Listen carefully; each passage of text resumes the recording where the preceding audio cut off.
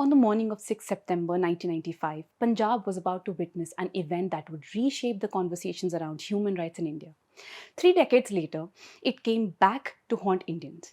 At the heart of it all was Jaswant Singh Khalra, the activist in news due to the controversy over the film Sutlaj, which was banned 2 days after its release. It was 9:20 in the morning. Nothing seemed out of the ordinary in the bustling neighborhood of Kabir Park in Amritsar. People went about their day. In an instant, the monotony was broken. A blue Maruti van came racing into the neighborhood. BBN 5969 flashed on its number plate. A screech of tires ripped through the silence, drawing startled gazes from every direction. The blue van had come to an abrupt halt outside house number 8. Out stepped four uniformed men, black patkas wrapped around their heads, automatic weapons slung across their shoulders. The eerie silence was broken only by the crackling static of the walkie-talkies they carried. Without hesitation, all four pointed their guns at Khalra, who was washing his car, a Tata Mobile pickup. They grabbed him and dragged him towards the van. He resisted, but he was hopelessly outnumbered, 1 against 4. Within moments, he was shoved inside the blue vehicle. It wasn't the lone car on the scene. Close behind came an open police gypsy carrying 4 or 5 more heavily armed men. An officer, probably their superior, sat in front. He has been taken into custody, one of the policemen reported into his walkie-talkie. The convoy pulled away as abruptly as it arrived, leaving behind a traumatized neighborhood and a trail of unanswered questions. Hi, I'm Manya Gupta and welcome to ThePrint. Just as Punjab's partition wounds were beginning to heal, the 1980s and the early 90s unleashed a fresh wave of trauma. It would scar the state's collective memory for decades to come. The rule of gun had arrived in the state. Militancy was at its peak, and fear and terror dictated everyday life. Caught between armed militants and security forces, people no longer knew whom to trust. The next bus ride or train journey could be their last. A knock on the door became a terrifying sound. It was one of the darkest chapters in Punjab's history. Ajay Sahani, executive director of Institute for Conflict Management, told ThePrint how the whole system had collapsed. It was an age of extreme terror. It was an age in which people could not venture out of their homes without fear. The terrorists would enter homes and villages, force the residents to feed them, which is normal everywhere in every area of conflict. This is done. And after that, they would tell the men to either go out into the ahata or go up onto the roofs, and they would rape the women. This was not an exceptional case. This was not an unusual thing. This was something that was done routinely. This is the kind of violence the Khalistani terrorists brought there. They engaged in extortions. They engaged in numberless killings of innocents. They would take people down off trains, of buses, Hindus to this side, and they would shoot them in cold blood. The cost of war was appalling. Ramesh Inder Singh, former Chief Secretary of Punjab, in his book Turmoil in Punjab wrote, starting in 1981, Punjab lost about 21,660 people, including nearly 11,787 innocent civilians, out of which 60% were Sikhs. The number of terrorist fatalities was around 8,112. It was only after 1993 that the violence finally began to subside and a fragile sense of normal returned. But that's when one man began asking questions others wanted buried. It was Khalra, born into a family of freedom fighters. He set out on a new crusade of his own. He searched for the missing, the nameless, the unspoken heroes, the forgotten casualties of a decade of bloodshed in Punjab. The answer to some of the questions Khalra was raising lay in the city's cremation grounds. What he found would shake Punjab. It would also end up sealing his fate. Mr. Khalra was a fairly well-known figure, not really an international figure, if I may say so. And he was the General Secretary Human Rights of a mainstream party, the Shromani Akali Dal. And he was doing his own research, which essentially was focused on registers which are maintained by the municipal corporation cremation yards, 3 of them in Amritsar, Taran and Patti. So he was able to cull out approximately 2,000 bodies which were stated to have been burnt or cremated that were not identified. On 16 January 1995, Khalra, along with Jaspal Singh Dhillon, issued a press note titled Disappeared Cremation Grounds. The press note stated it was learned that the police regularly bring bodies to the municipality's cremation grounds for cremation, declaring them as unclaimed. For Khalra, these were not nameless strangers. They were people picked up illegally by the Punjab police on suspicion of links with the separatist movement that gripped the state between 1984 and 1994, only to disappear forever. His allegations were not based on hearsay but on state's own records. Ram Kumar Narayan, in his book Reduced to Ashes, wrote, "Every time the police bought a body for cremation, the registered recorded the purchase of roughly 300 kilograms of firewood, the amount required to cremate a single body. The firewood invoices held a clue. They pointed to nameless cremations as well. If Khalra was right, these were more than just unidentified bodies. They were people whose names and identities had been erased into oblivion." Determined to seek answers, Khalra approached the Punjab and Haryana High Court, demanding an independent investigation into the alleged disappearances and secret cremations. The High Court, however, dismissed the petition, saying it was too vague and that Khalra lacked the locus standi in the matter. The dismissal of the petition by the court did not deter Khalra. It only strengthened his resolve. More press conferences followed. Khalra knew that his life hung in balance. Yet he wasn't the only one doing press conferences. The Punjab police too hit back. On January 18, 1995, DGP KPS Gill, addressing a press conference in Amritsar, rejected Khalra's allegation outright. Gill announced that the so-called missing persons were thousands of Sikh youths who had left for foreign countries under fake names and documents, and they were being portrayed as missing persons killed by security forces. Khalra didn't stop at the press conference. He started a tour of US and Canada where he took his allegations to an international audience. Soon he found an audience in the Canadian Parliament. On 30 March, MP Colleen Beaumier personally introduced Khalra and Ajit Singh Bains to the Speaker of House of Commons. A second visit followed in July. Khalra's global outreach unsettled many in India. No sooner had he returned to Punjab than he addressed another press conference in Amritsar. On 28 July, he made his most explosive claim yet. At the press conference, he suggested that figure of 25,000 illegal cremations for the whole of Punjab. Not everyone, however, agreed with Khalra's conclusions. Ajay Sahani told ThePrint that these allegations were absolutely fabricated, arguing that the figure of 25,000 was arrived at by extrapolating the 2,097 cremations documented at the 3 cremation grounds in Punjab. A wave of unease spread after Khalra's July press conference, and the police did not remain silent. They chose to use their Brahmastra. Amid the growing allegations of police excesses, the controversial SP Ajit Singh Sandhu was called back from Ropar and posted to Tarn Taran, Khalra's stronghold. Ironically, Sandhu himself was already facing mounting court cases over alleged disappearances. Soon, blaring phone calls began to sound in Khalra's home in the dead of night. Josie Joseph, in his book The Silent Coup, said that anonymous callers warned him to stop or he would join the growing list of the disappeared. Later, Khalra's wife, Paramjeet Kaur, and advocate Navkiran Singh would all submit affidavits stating that Sandhu had been sending Khalra threatening messages. Jaswant Singh Khalra को 6 सितंबर 1995 को अमृतसर में Guru Nanak Dev university के सामने Kabir park colony में 8 number कोठी में उनका घर है। तो उस दिन मैं अंदर ड्राइंग रूम में बैठा हुआ था, तो इंडियन एक्सप्रेस के रिपोर्टर मनदीप सिंह ने आना था, तो उसके साथ हमको जाना था पट्टी क्रिमेशन ग्राउंड में।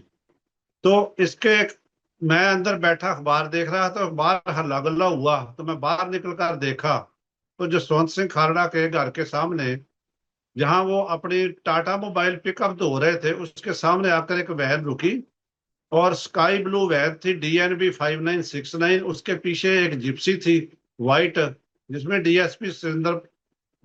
DSP शोक कुमार और जसपाल सिंह थे। तो मैंने उनसे आर्गू किया कि आपको खालड़ा से को जाना है तो हम अपने स्कूटर या कार में आ जाते हैं SSP अमृतसर या SSP तरनताਰਨ के पास।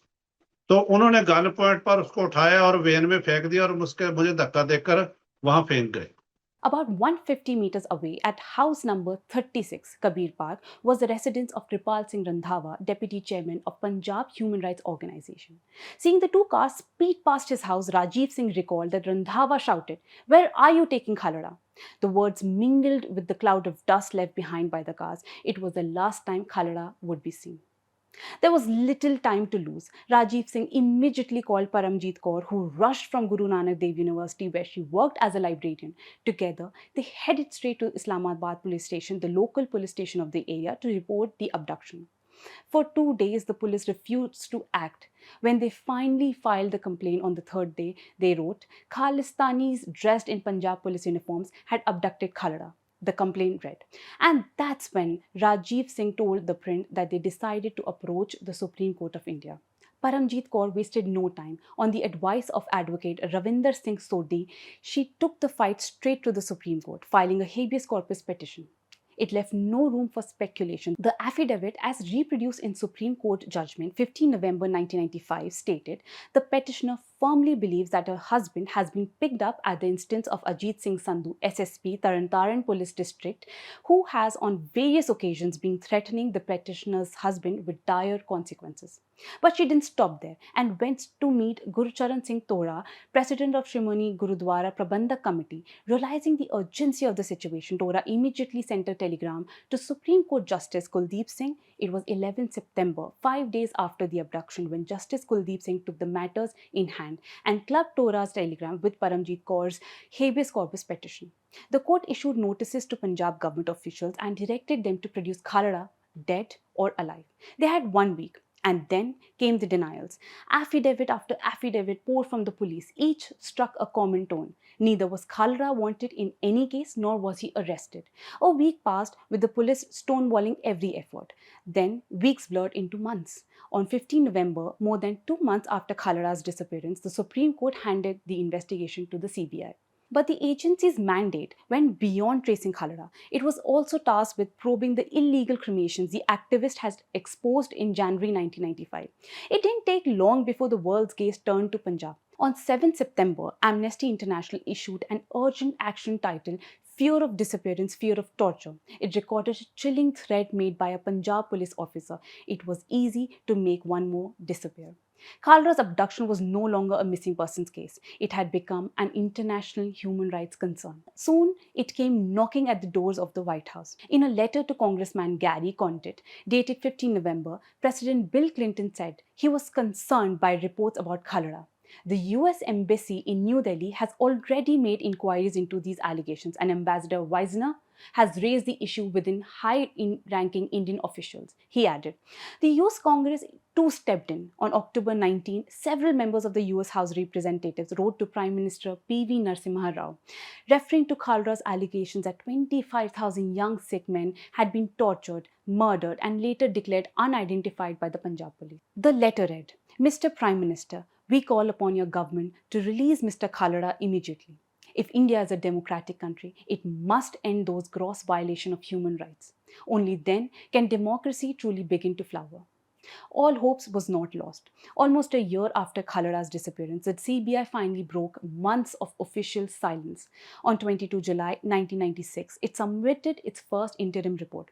The document uncovered 984 illegal cremations in Taran between 1984 and 1994. On 30 July came a second report. This one was about Khalra's abduction. It held 9 Punjab police officers serving under SSP Sandhu responsible for Khalra's abduction. However, a lot had unfolded between Khalra's disappearance in September and the CBI's first report in July 1996. Piece by piece, things began to make more sense. On 6 September, Kulwant Singh, who was being held in a drugs case, saw Khalra being brought into Jabal police station according to the facts recorded in the Supreme Court's 4 November 2011 judgment. 40 days after the abduction, Kikkar Singh himself in police custody in an unrelated criminal case found Khalra detained at Kang police station. Kikkar helped a bruised and injured Khalra eat before he was taken away. For SSP Sandhu, the past was slowly catching up. Before he could be charged in Khalra's disappearance, Sandhu died by suicide on 24 May 1997, throwing himself in front of a train. A note recovered from him read, "It is better to die than live in humiliation." However, something still seemed amiss.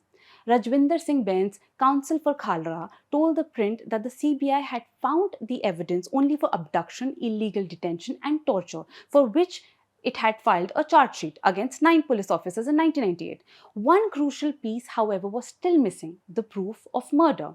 The fill in the blank was SPO Kuldeep Singh. Kuldeep Singh was the personal security guard of co-accused SHO Satnam Singh. He shadowed Satnam wherever he went. That's how he became an eyewitness in the case. However, he broke his silence only after Sandhu's death. In his testimony, as observed in the Supreme Court's 14 November 2011 judgment, Kuldeep was given the task to serve meals to Khalra.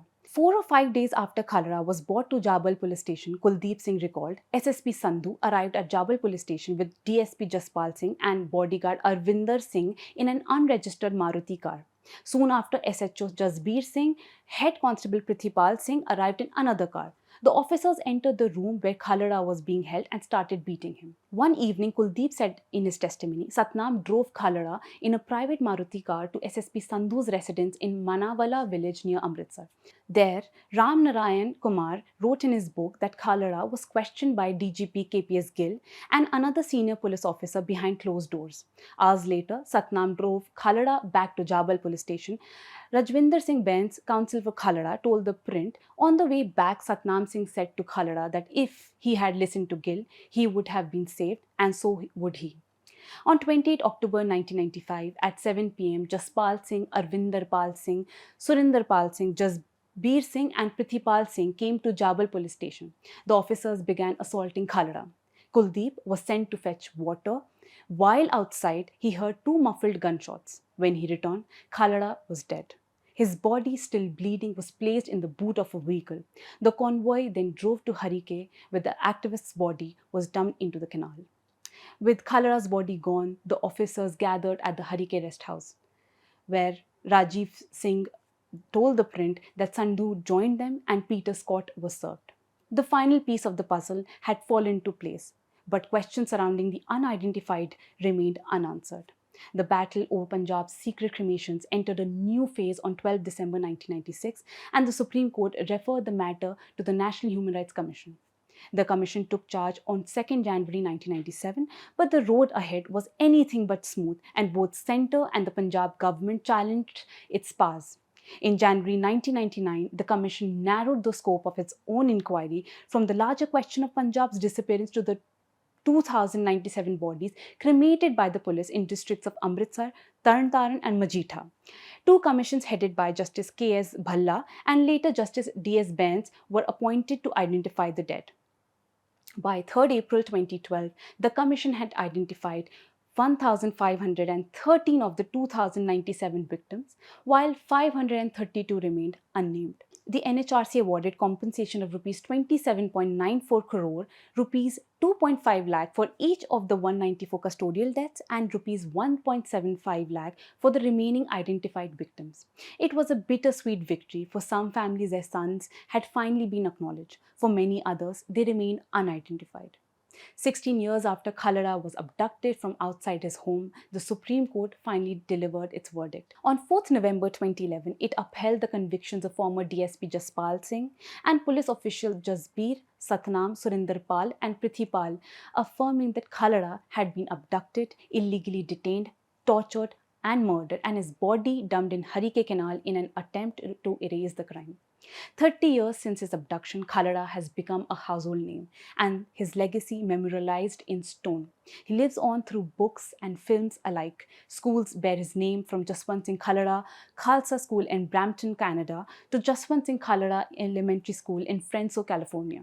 Most recently lionized in the controversial film Sutlaj, Khalra's story continues to echo across generations. In the crowded lanes of Delhi's Shastri Nagar stands Gurudwara Dashmesh Darbar, the heart of the community. On 11 July, there wasn't an inch of space in the brightly lit Gurudwara.